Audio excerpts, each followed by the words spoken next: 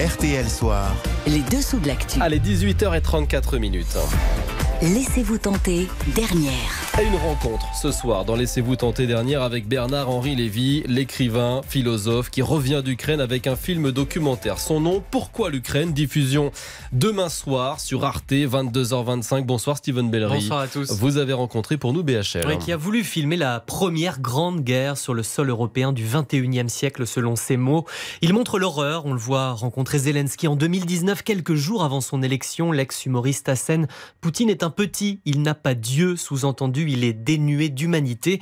Pourquoi BHL voulait raconter l'Ukraine ? Réponse du philosophe. Pourquoi l'Ukraine ? Parce que le sort du monde se joue là, vraiment, face à Poutine, face à la Chine. Pourquoi si vite ? Parce que je sens que l'opinion publique est en train de se lasser. Parce que je sens cette opinion capricieuse, volatile, en train de laisser refroidir sa colère des premiers jours. Donc j'ai voulu sortir ce film très vite. La vraie raison de cette invasion que Poutine préparait depuis des années, c'est que la démocratie à ses portes, c'était un affront. Voilà ce que je montre dans ce film. Vous dites c'est une guerre pas comme les autres. À quel point ? Si on laisse faire Poutine, personne n'empêchera Xi Jinping de prendre Taïwan.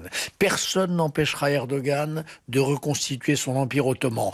Et personne n'empêchera le califat islamique de reprendre pied et de reprendre du terrain. C'est ça qui se joue en Ukraine. C'est pour ça que c'est pas une guerre comme les autres. Vous utilisez aussi le mot de fascisme, de viva la muerte, et que ce visage c'est celui de Poutine. Vladimir Poutine, c'est un fasciste pour vous aujourd'hui ? Bien sûr, c'est un fasciste de type nouveau, mais c'est un fasciste. Tous les traits sont là. Le culte de la force, la violence, le culte du chef, l'antisémitisme, la haine de l'Occident. Tout ça, ça converge sur Poutine et ses idéologues. Leur défaite serait notre défaite. Il faut aider l'Ukraine à gagner.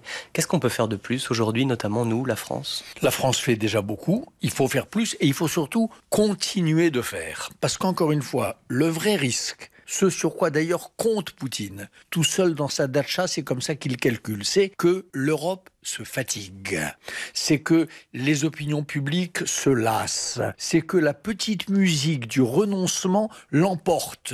Est-ce que l'Ukraine doit intégrer l'Union européenne ? Bien sûr, l'Ukraine a toute sa place dans l'Union européenne. S'il y a bien quelqu'un qui mérite d'entrer en l'Union européenne, est-ce que c'est pas eux ? J'espère très vite. Quand est-ce que vous pensez que la guerre pourrait s'arrêter ? Personne n'en sait rien. Si j'avais un pari à faire, c'est que ça peut être plus rapide qu'on ne le pense. Pour parler comme Franck Capra en 1943, qui savent pourquoi ils combattent. Et ceux qui ne savent pas, ce sont les premiers qui l'emportent, et plus vite qu'on ne le pense.